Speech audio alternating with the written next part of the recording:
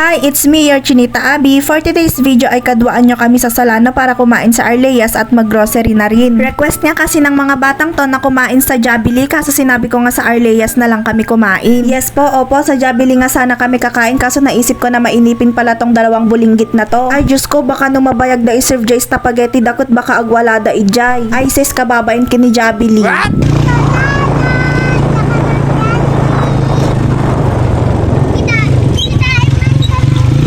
O, di ba akala talaga nila sa Jollibee kami kakain. It's a prank lang yon mga sisiw ko. Hindi ko nga namamalayan nandito na pala kami sa Baresbes and time check, alas 4 na pala to ng hapon kaya uwian na rin pala ng estudyante ng QN at ng Baresbes Elementary School. May kilala akong estudyante ng QN na nagkakating kaya napapaagang umuwi sa bahay nila. Hindi ko nasasabihin ng pangalan pero parang si Dan yata. Haha, Char. Hoy Dan, mabuya matihan kagong ungit ta kanya-kanya talang matan kay bagbagati sa bali, Char. Nakarating na nga rin pala kami dito sa Solano at malapit na rin kaming magdisaag sa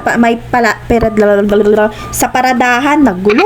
And after an hour nga, nandito na kami sa may Arleas fast food mga kakabsat. At nagumpisa na nga rin magtanong yung mga anak ko kung bakit hindi daw kami sa Jollibee pumunta. Sabi naman ng biyanan ko may nangangain daw ng bata doon kaya naman dito na lang kami sa Arleas fast food pumunta. Nagrigat ag voice over. Anya ngay garud girl, sinarik-sirik mo day tayo so nga panindigan mo yan. May spaghetti at fries French na nga rin pala dito sa may Arleas fast food kaya mas pinili kong dito na lang kami kumain. Kumain na kasi ako dito last time kaya naman masasabi kong masarap yung spaghetti nila and sulit na sulit. Hindi nga lang spaghetti, fries French at hai shang ang binebenta nila kundi pati na rin ikaw ay yung ulam pala, hindi ka naman ulam, wag kang assuming dyan, Char. Hindi na nga ako magtataka kung bakit maraming mga kumakain dito. Sulit na sulit nga naman kasi yung pera mo dito kapag dito ka sa may Arleas fast food kumain. Dahil nga napasarap yung kain ko, yung bilbil ko ay tumatapwak na naman. Tapos yung mga sobra nga ng mga anak ko ay pinatake out na namin ng biyanan ko para hindi naman masayang. Sinabi ko nga na sa bahay ko na lang ulit kakainin yung mga yan kasi busog na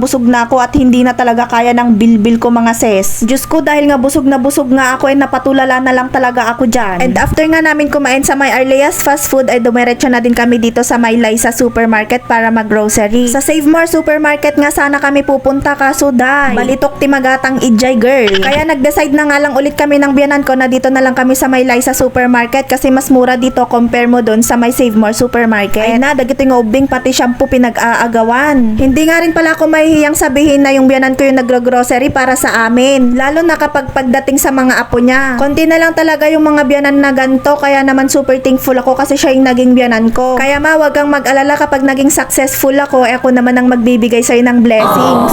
Yan na nga rin pala lahat yung mga nag-grocery namin. Hindi ko na nga na-video yung mga ibang kaganapan namin kanina kasi nga nagmamadali kami. Agalas sa isgamin ti malum ato yen tapos makatudtudo pay. Girl, medyo madanagan kami ditan tabaka numarabyan kami kat awan ti pagluganan mi nga agaawid. Tapos baka agtudukot ka asi dagitoy ubing. Sa awa nga ng Diyos hindi pa nga dito umuulan kaya naman dali-dali kaming sumakay para makauwi na rin. O siya, hanggang dito na lang muna. Bye!